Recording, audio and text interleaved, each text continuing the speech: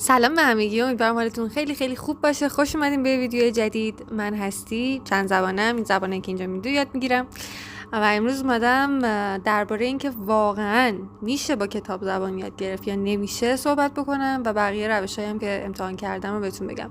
من 1 سال روی این مسئله وقت گذاشتم، هر روشی بود و امتحان کردم و میخوام اینو توی چند دقیقه خیلی کوتاه و خلاصه بهتون بگم که ببینید کدوم روش درسته. آیا واقعا کتاب نیازه برای یادگیری یه زبان یا نه؟ میتونیم خودمون یاد بگیریم یا مثل بچه‌ها توی یه فضای قرار بگیریم و اینو یاد بگیریم. ویدیو رو لایک کنید و دوستاتون هم که زبان آموزن بفرستین. خب من 17 سالمه. قبلا درباره این گذاشتم توی پیجم. من این زبان رو به غیر از انگلیسی خودآموز خوندم. انگلیسی رو از 6 سالگی 7 سالگی کلاس میرفتم که اونم باز به اصرار خودم بود. خیلی دوست داشتم. یعنی مامانم اینا میگفتن که بذار حالا بعداً برو فلان و اینا، ولی خودم خیلی اصرار کردم و پیله بودم از بچگیم و رفتم اونجا کلاس زبان و بعداً دیدم که نه، واقعا خیلی جالبه. اما هیچ وقت اینجور نبود که مثلا من برای کلاس زبان انگلیسی که رفتم اون اوایلش خب یه مکان خیلی کوچیکی بود، یه آموزشگاه در داغون بود، هیچ امکاناتی هم نداشت و اون چیزایی که ما اونجا یاد میگرفتیم خیلی به کار نمیومد و مثلا انگار فقط داشتم درجا میزدم. حالا یه ایده هست که مثلا میگن که شما با کتاب اگر یاد بگیری اینجوری میشه، این کار میکنی، آکادمیک یاد میگیری، اصولی یاد میگیری. یه سری میگن نه، شما باید اینه مثلا چجوری زبان مادرتو یاد گرفتی همونجوری زبان بعدیت هم یاد بگیری. خب من هر دو این روش ها رو امتحان کردم. حتی چند روز خودمو فقط همون موقع که قرنطینه بودم با کسی که صحبت نمی‌کردم، خودم بودم و اون زبان فقط در معرض یه زبان قرار گرفتم. یعنی مثلا گفتم که فقط امروز میخوام فرانسوی بشنوم، کسی هم که در این اتاق رو وا نمی‌کنه بیاد منو ببینه، پس بذار همین رو ادامه بدیم. و میخوام بهتون بگم که چی شد در نهایت، واقعا به درس خورد یا نخورد. در مورد کتاب اینو من بهتون بگم، من 3 سال دارم تدریس میکنم. وقتی که شما مدرس داری، یه مدرس درست حسابی هم اگر داشته باشی، اون مدرس میاد تمرکز میکنه رو نقاط قوت شما و از نقاط قوت شما میاد کمکتون میکنه نقاط ضعفتون رو بهتر بشناسین و بیاید حالا اونا رو هم درست بکنید، برسونید به نقاط قوتتون. حالا یه سری میاد میگن که من صفرم، کدوم نقطه ضعف کدوم نقطه قوت، همشون صفره. اصلا درباره اسپیکینگ و لیسنینگ و ریدینگ و رایتینگ صحبت نمی‌کنن. این یه چیزیه که خیلی‌ها جا میندازن و اصلا توی این پروسه زبان خوندن، فرآیند یادگیری زبان، اصلا حواسشون به این موضوع نیست که هر کسی توی یه زمینه خیلی هوش فعال‌تری داره.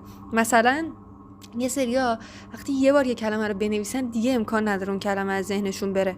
حالا یه سریا هستن که مثلا خودتون شاید به خودتون بگید که من اینجوری اصلا نیستم، یا حالا یه سری هستن با شنیدن خیلی خوب یاد میگیرن. یکی هم میاد میگه آقا من با هیچ کدوم اینا یاد نمیگیرم. چرا تو با یکی از اینا یاد میگیری؟ هنوز متوجه نشدی قلق چیه، از کجا باید یاد بگیری؟ که اونم امروز بهتون میگم. تو ویدیوهای بعدی هم دربارش صحبت میکنم، حتما نگاه کنید. اینا خیلی مهمن. چه کلاس برید، چه خودآموز بخونید، واقعا مهمه. از چیزی رو مینویسم خیلی خوب تو ذهنم میمونه، نسبتا تو این زمینه بهترم. یا مثلا لیسنینگم بهتره، بعد از اون میتونم لیسنینگ رو قرار بدم که مثلا نسبت به دیدن، من دیداری ضعیفم. یه سری واقعا دیداری قوی هم، مخصوصا کودکان. خب من با کار با کودکم که انجام میدم، من یه مدرک TTC هم برای کودک دارم. وقتی با بچه‌ها تدریس میکنین شما متوجه میشین که خیلی حافظه تصویرشون قویه. یه چیزی رو وقتی یه بار نشونشون میدی اونا همیشه تو ذهنشون میمونه. یا حتی شنیدن، خب کلا ذهنشون فعال‌تره، ولی به این معنی نیست که اگر سنتون بیشتره نمیتونید زبان یاد بگیرید. اینم یه داستان مفصلیه. حالا چیزی که من می‌خواستم بهش اشاره بکنم اینه که یه مدرس برای شما این کارو انجام میده، میاد نقاط ضعفتون رو شناسایی میکنه. اما نکته دومی که داره اینه که اون مدرس هر چقدر بیاد حرفه‌ای با شما رفتار کنه، خب بالاخره یک منبعی باید جلوش باشه. خب پس من اومدم گفتم که حالا که اینطوریه بریم با کتاب یاد بگیریم. رفتم آموزشگاه با کتاب یاد گرفتم و دیدم که نه، مثل این که خیلی تأثیری نداره و من خوب یاد نمیگیرم. یه کتاب گذاشتن جلو من میگن اینم تمریناش حل کن. پس کلا کتابو بیخیال شدیم، رفتیم سراغ این که مثل یه آدمی که تو اون محیط قرار گرفته شروع کنیم به صحبت کردن و یاد گرفتن. مثلا میگن بریم تو محیط یاد میگیریم. این داستان ها اومدیم امتحان کردیم. و چیزی که خب واضحه اینه که من تو طول روز، حالا یا دانش آموزی یا سر کار میری یا خونه داری یا اصلا حالا بیکاری، به هر حال با آدمایی که به زبان مادری صحبت میکنن در ارتباطی و اصلا باید این صحبت رو انجام بدی.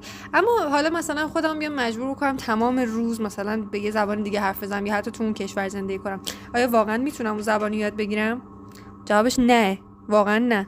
اینطوری نیست که شما توی یک محیطی یاد بگیری و مجبور بشی حالا اون زبان حرف بزنی پس یادش میگیری. باید قبلش یه زمینه‌ای باشه که این اتفاق بیفته. حالا میگم پس چطوری بچه‌ها زبان یاد میگیرن؟ چطوری بچه‌ها بدون کتاب دارن این زبان یاد میگیرن؟ که تو نیاز به کتاب داری. کتاب میاد به تو میگه دقیقاً چی کار کنی، ولی نه هر کتابی. مثلا کتابایی که شما تو آموزشگاه میبینید مثل کتاب سولوشن که من خیلی هم کتابو دوست دارم، ببینید کلی زبان شناس، کلی آدم حرفه‌ای اومدن وقت گذاشتن و این کتابو درست کردن برای زبان آموزها. یه سری آدم باسواد بودن که اومدن قبلا تست کردن، آزمون خطاهاشون رو داشتن و بعد این کتاب بازار دادن. پس من نمیتونم بیام بگم کتابو بذار کنار، بدون کتاب فقط مکالمه یاد. نمیشه همچین چیزی. اصلا ایده این که شما قواعدو بذاری کنار و بعد بیای مکالمه کنی یا چه میدونم رایتینگو بذاری کنار، ریدینگو بذاری کنار، اصلا باطله، وجود نداره. بچه‌ای که داره تو زبان مادریش رو یاد میگیره و انقدر راحت صحبت میکنه به خاطر اینکه بچه است، اولین دیتایی که داره وارد ذهنش میشه همین زبانه. انقدر دیگه میشنوه چقدر طول میکشه. یعنی شما 5 سال یه مادر پدری هم هستن که یک بند یه سری کلمه رو تکرار میکنن. شما دیگه تو بچگیتون دیدین دیگه، یا بچهای دور اطرافتون رو دیدین یه کلمه رو 10 بار واسه بچه تکرار میکنن. عیناً دارن همون کاری که مدرس و همون کاری کتاب انجام میدن. حالا شما میتونید مثلا به عنوان کسی که خودآموز میخونه، چون من خودم خودآموز خوندم، بیای با کتاب خودآموز، نه کتاب کلاس، با کتاب خودآموز یاد بگیری.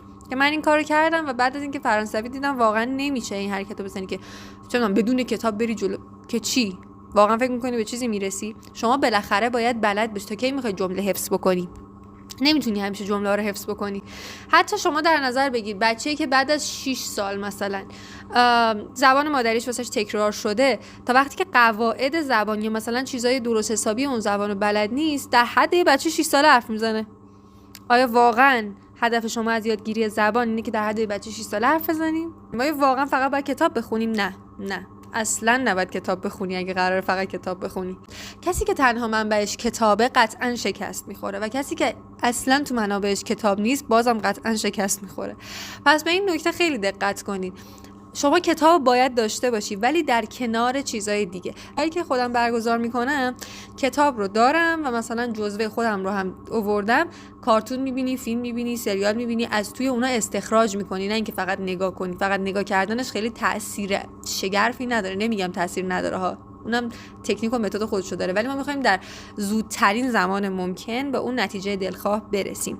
پس اولا توی یادگیری کتاب توی انتخاب کتاب دقت کنید. اگر کلاس میرید قشنگ برید کتابه رو، مثلا رفتی کلاس آموزشگاه بهت میگه این کتاب ما داریم تدریس میکنیم، از 2 نفر بپرس واقعا این کتاب اوکیه، این کتابی که دارن مثلا تدریس میکنن الان کتابای مثلا سولوشن که گفتم با دانشگاه آکسفوردن، پس قطعا یه چرت و پرت ننوشته تو کتاب بده دست شما. و اینطوری هم نیست که حالا توهم توطئه داشته باشین که این کتابا فقط میخوان کشش بدن. نه، کتاب نمیخواد کشش بده مگر اینکه آموزشگاه بخواد کشش بده و بخواد شما رو اذیت بکنه، وگرنه کتاب همیشه چیز جدید داره برای شما. این از این بخش. و اینکه دیگه چه کارهایی میتونید بکنید و تو ویدیوهای بعدی از من ببینید که غیر از کتاب شما به چه چیزی نیاز دارید، چه خودآموز چه با کلاس. خیلی ممنونم که ویدیو رو دیدین، امیدوارم که براتون مفید باشه. یادتون نره سابسکرایب کنید، بفرستید واسه دوستاتون. Goodbye, have a very nice time.